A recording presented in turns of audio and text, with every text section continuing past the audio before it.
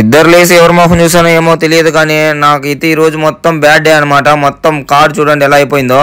కార్కి అయితే బ్రేకులు అయితే మొత్తం ఫెయిల్ అయిపోయాయి. మొత్తం లైన్ మారుస్తున్నాం ఇప్పుడు.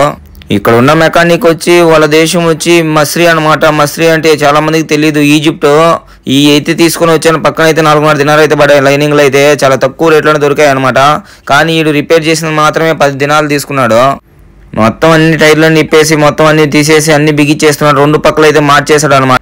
ఈ ఎండలకాలం వస్తే కార్లన్నీ బీభత్సంగా దెబ్బతింటుంటాయి. ఏసీలు కానీ బ్రేకులు కానీ ఇవన్నీ ఫెయిల్ అయిపోతుంటాయి అనమాట. దీనికి ఏసీ ప్రాబ్లం కూడా ఉంది ఇప్పుడు కారుకి.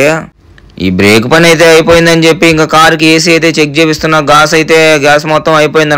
ఏసీకి గాస్ పట్టిన దానికి 10 దినాలు అయితే తీసుకున్నాడు డబ్బులు. జీవితంలో పైకి రావాలనుకునే వాళ్ళకి, నిజంగా గెలిచి తీరాలనే తపన, కాంక్ష, తృష్ణ ఉన్న వాళ్ళకి మనకి పక్కన ఎవరు అక్కర్లేదు. వచ్చిన పని అయితే అయిపోయింది. ఇంటికైతే వెళ్ళిపోతున్నాం. ఇదైతే షులోబి ఏరియా అనమాట. కొత్త వాళ్ళు ఏమైనా చూస్తుంటే ప్లీజ్ సబ్స్క్రైబ్.